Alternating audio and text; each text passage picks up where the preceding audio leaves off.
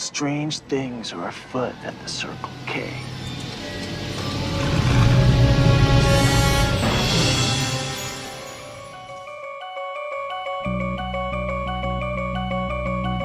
Are you a god? I'd buy that for $1. What are you?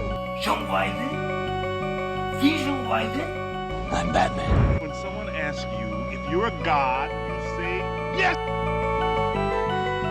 Welcome to my latest experiment. This is the big one, the one I've been waiting for all my life. We have such sights to show you. And we're here! Today is another episode of Billy and Claire's Excellent Adventures podcast. Today we're doing Blade. So Billy, will you please fill us in on the introduction, and then I'll do the cast and everything for Blade. Yeah. I mean, it's pretty handy if you can introduce something by going, "Hey, we're here. Now, over to you for all this stuff." All right. So I went over to our trusty IMDb, and it says that Blade is a movie from 1998, and the synopsis is a half-vampire, half-mortal man becomes a protector of the mortal race while slaying evil vampires. The director is Stephen Norrington. The writer is David S. Goyer. Yes. And Wesley Snipes, Stephen Dorff, and Chris Christopherson are the stars. Yep. Now, who have you seen? Do you know who Wesley Snipes is? Have you seen him in a movie before? I don't know if you have. Is he the guy who plays Blade? He is the guy who plays Blade. Yes. I've seen him, I think, once before in a movie I've seen. I was just looking up to see what else David S. Goyer has written that you might have seen. Because I don't, off the top of my head, I don't quite remember. You know, he consulted for the screenplay for Batman Begins. Did you see the Batman series? Batman Begins, The Dark Knight Returns. Have you seen those? We saw Batman Begins together, and then we saw Batman Begins and Batman versus Superman, but we haven't seen the others. Okay. So you've seen the trailer for Blade. What do you think of the movie? I think that there could be a little more jazz, like The Matrix. Explain what you mean. I mean, so it's sort of just talking about in the trailer. It's sort of just saying that it's my favorite part is when you guys were talking, you and Mommy when we were watching the trailer were kept restarting it so you could see what he was saying. At first you thought he said sugar-coated taco. Mommy thought he said sugar-coated. Then you thought he said sugar-coated topping. I thought he said sugar-coated taco. Then you finally played it for the last time, and then you realized it was, sugar-coated topping. I was right. So in the trailer, the original trailer for Blade, at the beginning, he's talking to a woman. He says, "You don't understand. The world you live in is just a sugar-coated taco." Topping! But yeah, it sounds exactly like taco. I know he's not saying taco, but sugar-coated taco is now my new expression for anything that doesn't make sense. You don't understand. This is a sugar-coated taco. I always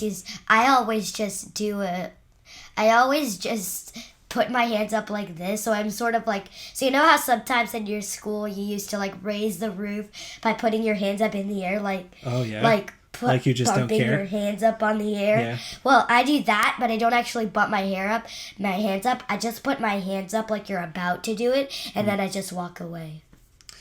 Okay. Not if I'm taking a test and I don't understand. I just put my hands up and just start over. All right, let's get back on track. So, Blade is a Marvel movie. It's based on a Marvel comic book called Blade, and it's about a vampire hunter. Now, who is a vampire, sort of. Half vampire, yeah. But now, okay, so of the Marvel movies you've really seen like the Marvel Cinematic Universe, right? Like I think you've seen all of those so far. Is that right? I've seen the Avengers ones. I want to see Captain Marvel. Well, yeah. So I guess what I'm saying is you've seen all the ones that are out. Yeah. But yeah, of course, Captain Marvel. So you know Captain Marvel's coming. You're tuned into Marvel comic book movies, and you're excited about them in general, right? I have like so many Marvel comic books in my room. If we were able to film this and my room was clean, I would just walk in there and show you how many, like basically my whole so like I have one of the like a big bookshelf, and so my whole top and bottom shelf are full of pretty much comic books of Marvel. I have a lot of those. I wish that they would make a movie about the girl and the dinosaur. Yeah. I love that one. That one's great. And I wish that they would make a Pet Avengers movie, honestly. Oh, yeah. Pet Avengers. Yeah, I love the Pet Avengers. I think they're great. Okay, so... I've only read one multiple times of those. Yeah, it's the... I think that might be the only collected volume of Pet Avengers stories. I'm not sure. I think that might be the only one. They get featured elsewhere, but... I think that might be the only one. If it's not, we should get the others. Okay, so I wanted to talk a little bit about Blade and where that fits in the history of Marvel movies. So, like, when you're growing up, like right now, right?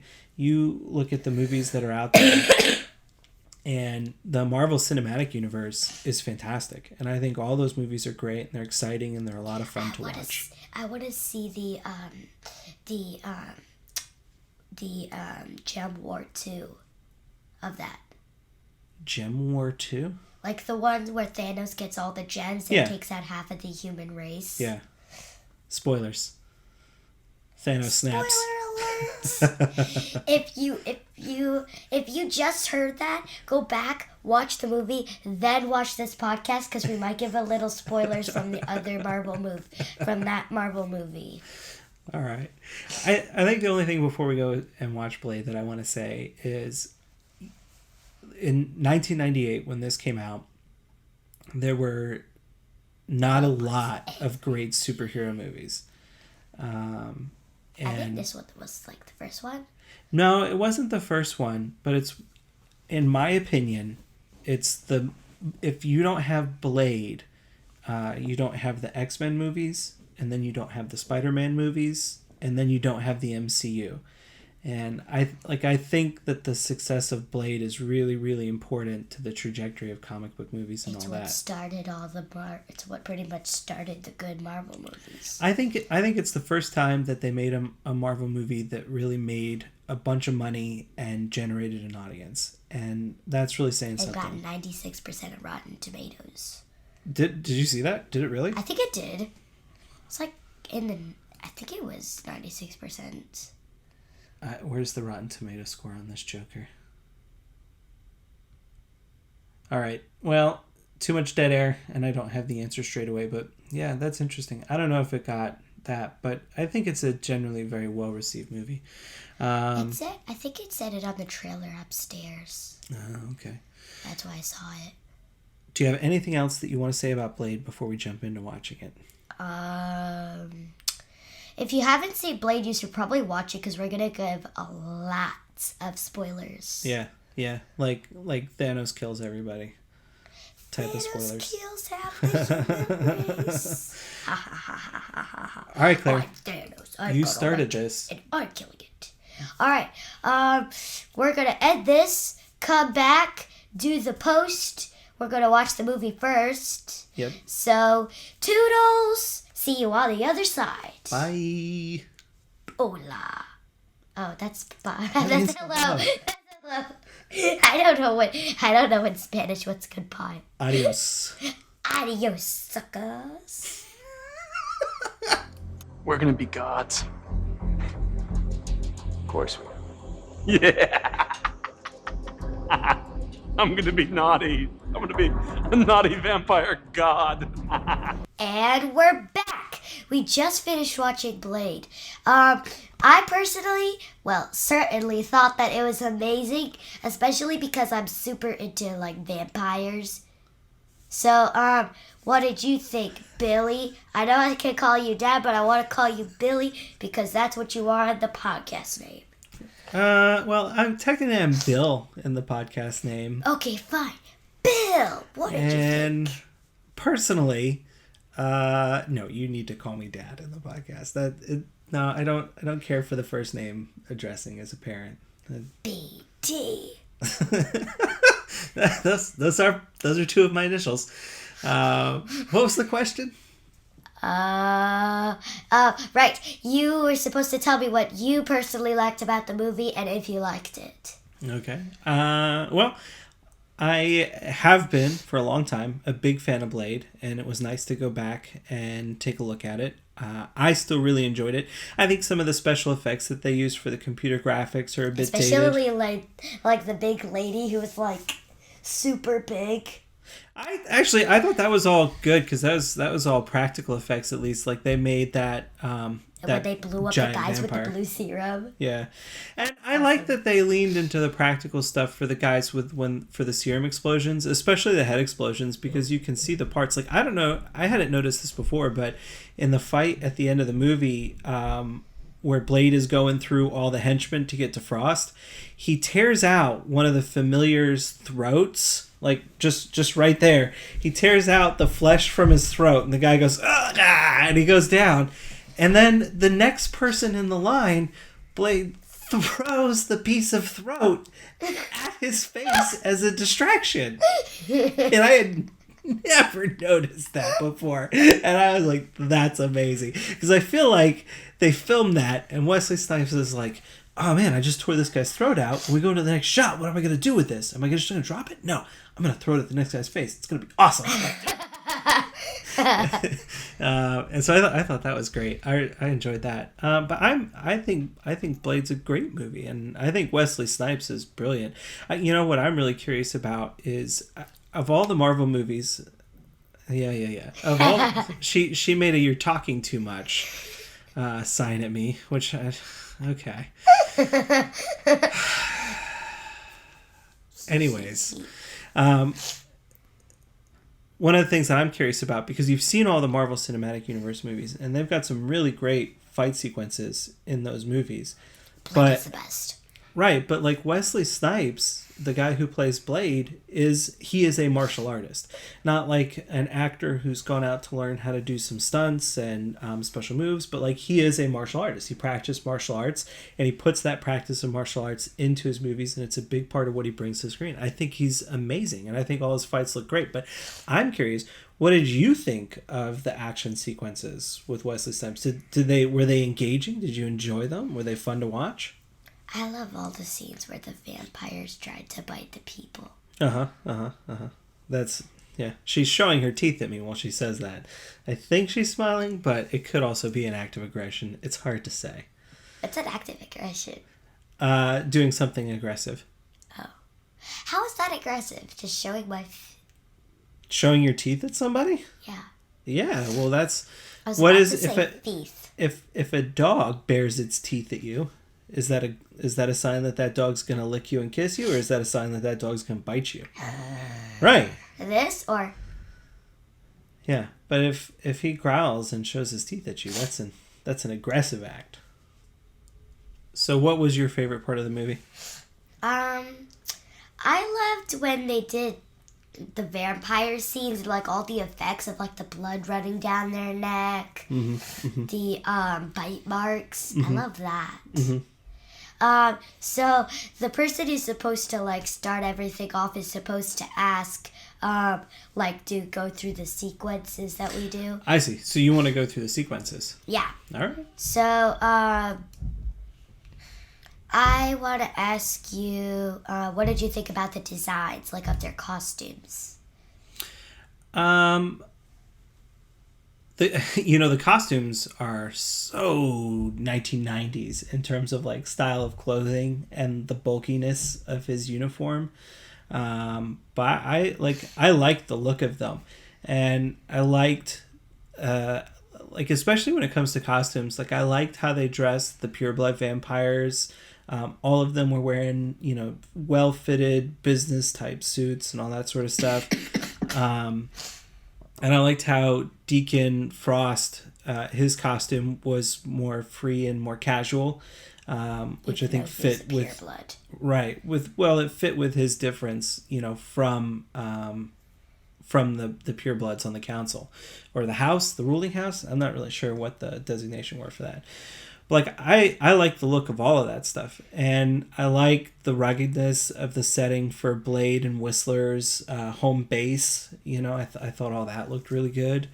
I really liked the design work of the really big immobilized vampire in the archives room. I thought that was great. I did not care for the voice work because it was so high pitched.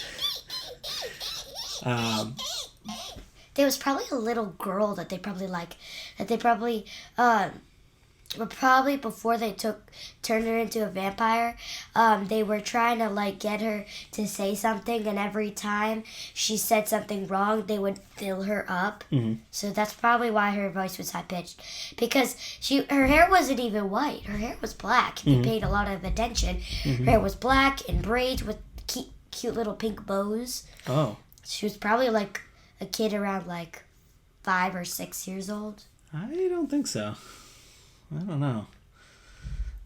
You saw bows in the hair of the vampire on the underground? I'll have to go back and check. I'm not sure if that's right. What else did you like about the look of the movie? I liked the special effects. Okay.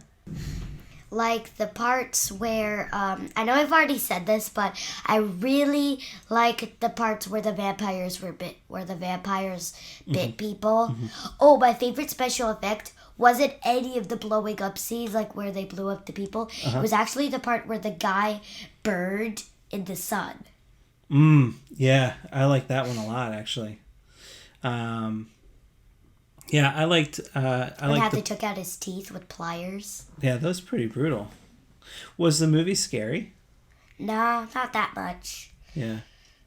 If I connected to Annabelle would be like at the top of my scare charts, and Blade would probably be in the middle. So there's like a huge difference. Mm-hmm. So like the room is like, how tall is the room that we're in right now? The room? I don't know, maybe 9 feet. Okay, so let's say that this is my scare chart. The height is my scare chart. Mm-hmm. Annabelle is at the ceiling. And and Blade is at like the halfway point of your rooms So like 5.3 feet is half of a 9. 4.5. 4.5. I mean. So okay. 4.5. Now you're saying it's scarier than Annabelle. Have you watched that movie? No, I haven't seen Annabelle, but I've seen the Annabelle Creations trailer. Right. So your scare chart is based on the trailer that you saw. Yeah. That absolutely terrified you. Yes. I was afraid to sleep in the room with my dolls. I had to cover them up with a purple blanket because I was freaked out about that. And so compared to that, Blade was not scary at all. No. Let's talk about the story a little bit. Hey, I'm supposed to be the person who tells what we're talking about here. You're right. My bad. I'll leave that to you. Let's talk about the sequence of the story. All right. Seriously. So, I mean, I guess the story, as bare bones as it is at its most basic, is Blade is half vampire, half human, and who has Well, let me, like, because I kind of want to hear what you think about this, right? He's half human, half vampire, and his whole quest is based on the fact that his mom was killed by vampires. She really just woke up in the night. Right, exactly. And then it turns out that his mom is actually not human and is very much alive and is a vampire and is in league with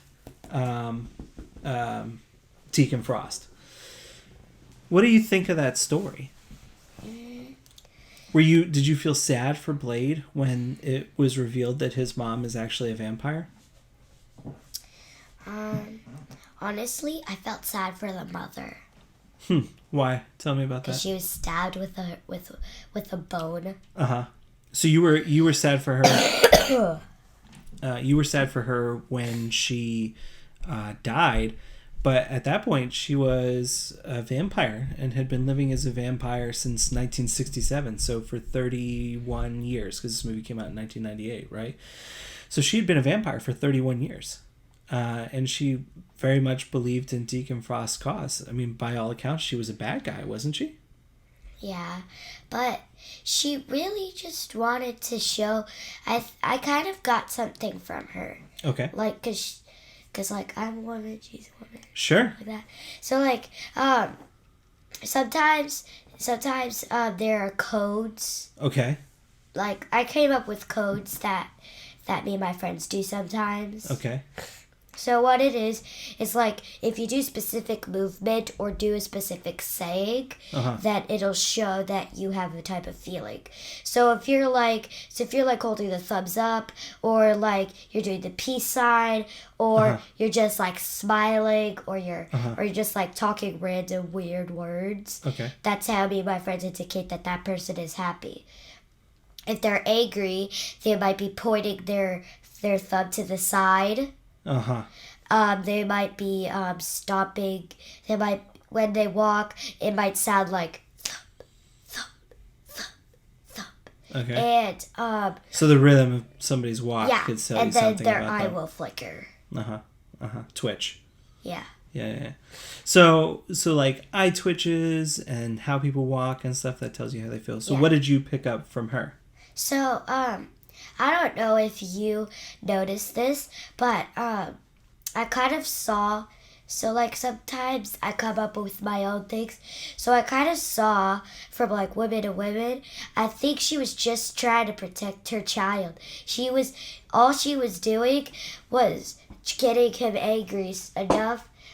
For some reason, I kind of feel like she hated Dinkin, and she just didn't want to tell him that because he wanted to get angry enough that he would be able to kill him. But I don't think she expected that he would kill him. That he would kill her. She probably just went a little overboard on the thing. Well, that's a really interesting take. And that's a lot of faith in her goodwill as a mom. Why do you give her that much credit? What makes you think that? All she wanted to do, again, with the things that me and my friend came up with, I saw at the beginning of the movie, her eye was twitching, so she sort of had a mixture of everything. Her eye was twitching, she was frowning like a big frown stare, which is like what we get as like a sad, angry type of thing. And then she was also breathing heavily, like, but not like the normal breathing heavily, like this. That's what you would do. But she wasn't breathing the way that you would normally breathe. Not because like she was just bit So by a what did all vampire. these physical things tell you about her mental state, her thoughts? It tells me that all she wanted to do was see her son grow up as a good person.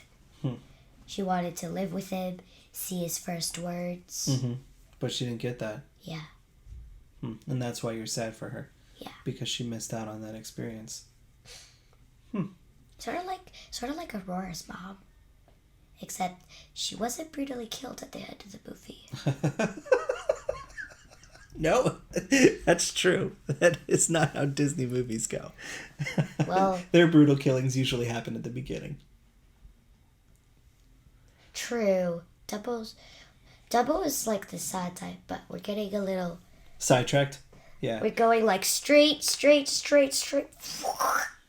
So I have a question for you. I want to ask you about one scene in particular. So at the beginning of the movie, right, they have the fight in the nightclub. The burned body goes to the morgue, and the doctor is there, right? And Donald Logue's character, I forget what his name is, the guy comes back to life, right, on the table, and he starts messing stuff up, and he freaks out. And then the cops come into that building because they hear something's going on. And at this point, Blade is fighting with the vampire. And the cops shoot Blade instead of the burned up monster corpse running around attacking people. What do you think about that? Why do you think they shot Blade? Maybe because when they walked in, he had, if you didn't notice, he actually had started attacking. Had started attacking back when the police walked in. So maybe the reason they weren't getting him is maybe they thought that he was in some type of like costume. The burnt guy was in some type of like costume or something, or they did an experiment and all the effects were just wearing off or something. And then they walked in, Blade shooting. They don't even notice the other guy, most likely. And that's why they just go, pow, pow, pow, pow, at Blade. Because they probably didn't even notice the other one. Blade, it looks like Blade was the one attacking. Because when they walked in, because a couple of minutes after they walked in, they thought everything was fine. But then they saw Blade's knee go on the vampire's chest. And also, I think his name was like Dragonatello or something. Yeah, something like that, maybe. Yeah. I'm just gonna call him. Dragonatello is what I'm gonna call him from now on, though. I like that. That's like what, Dragon and Donatello. Dragonatello. I like that. What do you think? Do you think that the movie could be making a point about racism and racism from the police officers towards their job? I mean, don't you think it's a little bit weird that they walk in a room with an actual monster and the thing they shoot at is the human? Yeah, what looks like a human. Maybe because the other guy didn't have a gun. Yeah. I think that they're trying to make a little bit of a point that there's a moral. Right, yep. Don't be racist, or this will happen to you. Or La Magra will come back and try and enslave the human race. But yeah, I think that there's a lot of racial commentary kind of buried into the movie. And I think that that's one of the moments there where Wesley Snipes is saying that even when there's a real threat going on, cops can show up, and because of whether they're aware of it or not, their ingrained kind of racism in them makes them see the black guy with the gun as the most dangerous thing in the room, probably even if he's a hero. Black. Right. And every other police officer was white. Even Donatello, Dragonatello, was bad. Yeah. Wasn't even black. Right. Well, I mean, except for the parts of him that were a barbecued monster. True, but I'm not talking about black. No, I understand. But I think that there are moments about that in the movie, and I think that there's even some commentary there on some of the stuff that Blade is going through with his conflict about trying to be a part of the world that he doesn't really feel like he's a part of. And maybe that's some of his experience as a black man in America, feeling like he wants to be a part of the country and that there's something that sets him apart from it in terms of the way that people look at him. What do you think about that? I actually kind of have a relation to that. Kind of. Okay. Sort of like Harriet Tubman. She looked at the world as a brutal place, except for Africa, where she's from. And then she gets famous for doing what it's right. Freeing herself, freeing other people. Using the Underground Railway as an actual tool. Well, and that was hard. I mean, like she's a real deal hero, right? Yeah. But it's tough. It's tough to be the good person in a world that maybe resents you for a way that you look, and that being just totally unfair. Yeah. Yeah? All right. Well, what else do you want to talk about, Blade? Anything in particular? Well, no. But the next thing in our sequence was like, what do you think of the basic story they put out? Well, I think that's what we were talking about a little bit just now with some of the stuff that was going on, and we talked about... We talked about the story, but we didn't talk about the sequence. Yeah. Well, sort of we talked about both. What did we not say about it that you think that we should say about it? technically when we talk about the sequence, we normally talk about what happened first, what happened like second, then this, then that, then what happened second to last, what happened last, and how it relates together to create a story. Well, I think that we've hit most of the story beats just in the conversation that we've been going around. What do you think about how it all relates together? I think... Do you have anything that you want to say about that? Well, yeah. I kind of think that killing the mother unleashed his full anger power, which enabled him to be able to think hard enough to defeat Frost. Right. I'm just gonna call him Frost now because I'm just gonna call him Jack Frost now. Jack Frost. He's sort of like Jack Frost. He's the Jack Frost of the vampires, and Frost is the Jack Frost of Jack Frost. Wait. Yeah, I think you got lost in your. Okay, so Jack Frost is the Frost of the fairy world, of the fairy world with all the things that couldn't happen. I guess Jack Frost is a villain. Yeah, right? Yeah. Really all he wants is just... I'm having a really hard time now not thinking about Jack Frost as Deacon Frost, the scheming vampire of the... Who has ice powers. He'd be unbeatable. All right, so okay, so what do you think if I told you that there was more Blade movies? Would you want to watch them? Oh, yeah. Yeah? I saw Blade 2 and Blade 3, I think. Yep, there are Blade 2 and Blade 3. How many Blade 3s are? How many Blades are there? 1, 2, and 3. And 2, I think, is as good as the first one. And the third one, I think it's fine. I think you might enjoy it. I'm lukewarm on it. I know you can't see just now, but just now I was shaking my head side to side while moving my hand with me. So I was like, eh. So what's your? I meant to ask you this before we started. What's your favorite Marvel movie? Avengers. No. Infinity War. Infinity War? Yeah, that's a good one. Plus, that was a good time at the theater too, wasn't it? Yeah. And it was my birthday present, I think. Yeah, that was, yeah. Was it a birthday screening for you? No. No, Wait. I don't think so. I think we just went, me, you, and your mom. Yeah, because as a reward for me hard working on my really messy room. But don't pay attention to that. Yeah, your room, it's very messy. Let's not pay attention to that right now. All right. Well, do you have anything else that you want to say before we get out of here? Bye, people! And you'll see my dad on the other side for some topics about the movie, stuff we didn't get to that he normally gets to, and all that things. So bye, and he'll see you on this other side. Some motherfuckers are always trying to ice skate uphill.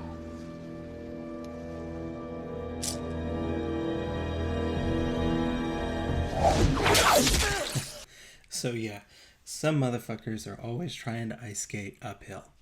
Yeah.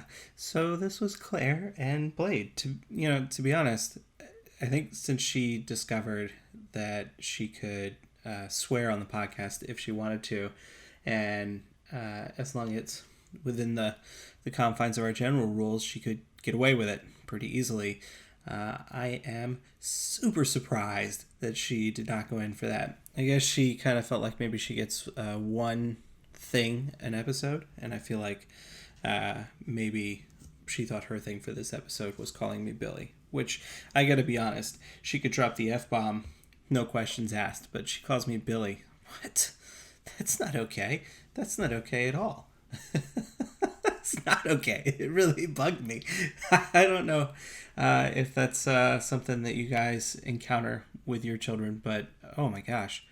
None of the kids, they're still even at the mommy and daddy, they don't even drop the E's at the end. It's still mommy and daddy. And to go straight from mommy and daddy to Billy was, I did not care for that experience. No, thank you. Hard pass. But I I've watched Blade recently. It's not a movie that I'm unfamiliar with, but I had totally forgotten how many swears are in this movie. I mean, I think that there were 24 F words, which is just shocking to me in the sense of, watching the rest of the Marvel Cinematic Universe movies. Well, I say rest of, I mean, Blade's not a Marvel Cinematic Universe movie. But, watching the MCU and spending a lot of time and seeing where Marvel kind of has gone 21 years on, from Blade, the idea that they would throw an F-bomb in there, I just heard, Captain America a dozen times saying language, please, through the course of that movie, because they've just kind of moved away from that. But it works in the film. I think it's great. I just, if you have concerns, with your kids hearing swears and stuff, be mindful of the fact that there are F words in that. Or if it doesn't bother you, then don't stress about it. It doesn't bug me. And I didn't think it was too intrusive. Plus, Wesley Snipes is amazing, and he sells each and every one of those F words. But they are the most quotable moments, which, coming full circle now, I am super surprised that Claire did not say that, I'm surprised that she didn't say some motherfuckers are always trying to ice skate uphill, because that's the line of the movie. It's a great line. I love it. As far as, I guess, discussion in the movie went, I was very surprised to hear her take on Blade's mom and the way that she kind of related to her as a character and the motives that she put on her just by virtue of, I think, what I assume would be Claire's own perspective in the matter. I've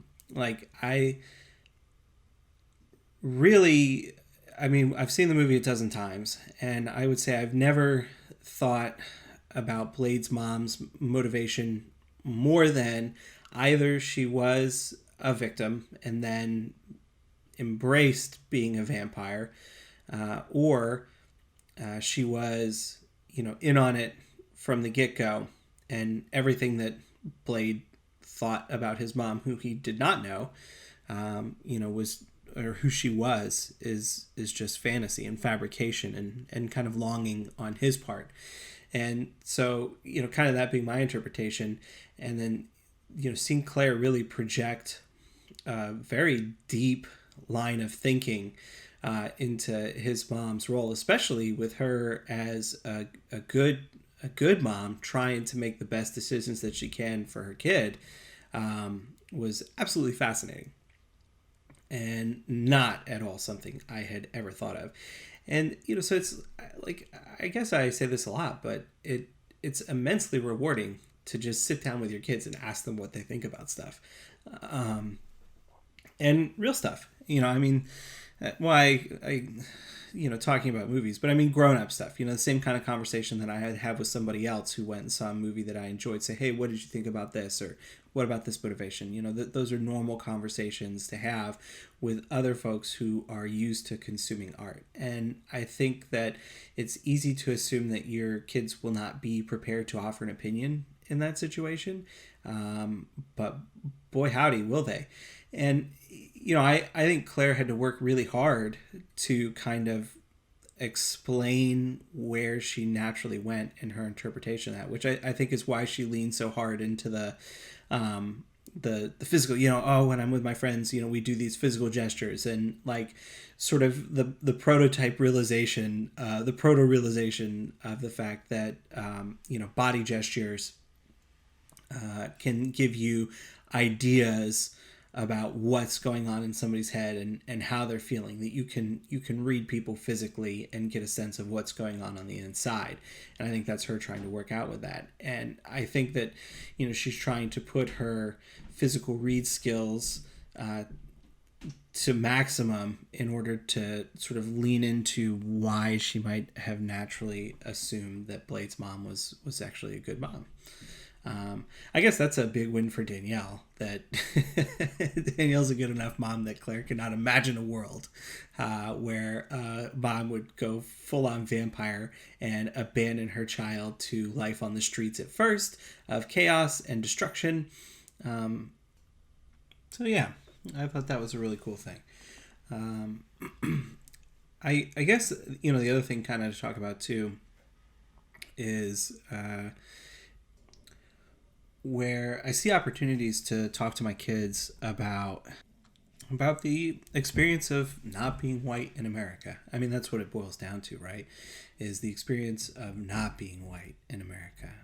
Because when you're white in America, it's incredibly easy to just default into a certain perspective on the world that a significant percentage of the population just doesn't experience. And that's a problem. And so, where we do have opportunities to sort of raise their awareness of these issues, we try very hard to take advantage of them, to work them into the conversation casually. So, I don't want to break down to her in total all of, my thoughts on what the movie Blade is dealing with in terms of its social commentary and what the character is clearly a commentary on. Because I think she's not necessarily ready for that level of analysis and extrapolation, based on the art that she's seeing. I think it's too much. I mean, I've talked about before where, I struggle with keeping things very simple and digestible for, a 5-year-old or a 9-year-old or a 4-year-old or a 6-year-old, kids, that I struggle with that. I do.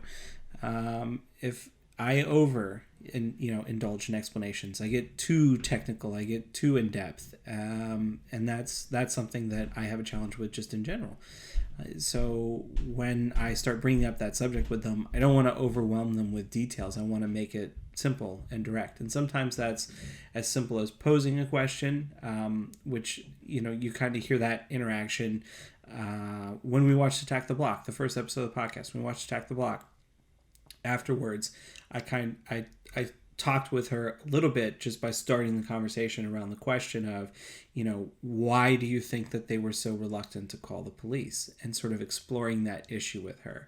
And then, because it's so easy, for example, the instance that we talked with about Blade, it's so easy to see that just as a joke, like that it's funny because he's invulnerable and the cop shot him instead of the bad guy, and it's fine because Blade doesn't die from the gunshots. But there's more to that, and I think if it's not at least posed out in a question to consider, it's easy to overlook if that's not something that you're aware of or that you're thinking of, which a 9-year-old isn't necessarily thinking about that. But they could be. They could be. There's no age restriction on that. They absolutely could do that. So we pose the question and we talk about it and we explore it. In our day-to-day conversations, if something like that comes up, we'll explore it. We answer questions when they have them about that. We point out stuff that's problematic that we see in a TV show or we hear about a news item or something like that, where it's seizing on small moments and small events to have small conversations about these really big, complicated things that they're going to have to work for a long time to understand, that I'm going to have to continue to work for a long time to try and understand and be smarter and be better. So that's how we do it in the Das household. Blade is a wonderful movie. I think it's great. If you're averse to swear words in your children, you might want to avoid it because he says the F word a lot. There's a lot of violence. He tears off some guy's throat and throws it at the next guy. It's awesome. But I think it's a really good movie, and it holds up and it's engaging, and I'm super looking forward to sharing Blade 2 with Claire. I know that there are some folks who think that that's the better Blade movie, but I think Blade 1 and 2 are just as good as each other, which is pretty spectacular. I think that'll do it for this particular episode. If you haven't already, please follow us on Twitter. You can follow Bill and Claire's Excellent Adventures at BACEA Podcast on Twitter. If you'd like to reach out to me personally, you can follow me on Twitter at WBDAS, also on Instagram and Letterboxd. And as always, Bill and Claire's Excellent Venture is an In the Mouth of Dorkness production, and you can follow that podcast at itmod, ITMOD, at itmodcast on Twitter and Instagram. And you can find us on Facebook at facebook.com/itmodcast. If you haven't, go on over to the Facebook page, like and follow us. Also, if you haven't yet, Bill and Claire's Excellent Venture has its own iTunes feed now, and we really could use some subscribers and some 5-star reviews, and that is exactly the sort of support that only listeners like you can provide. So if you have a few minutes, please click on over to Podbean or iTunes and subscribe to the podcast and drop in a 5-star review. We'd love to shout you out on the podcast on air for doing something so awesome as taking a few minutes to help us out with that.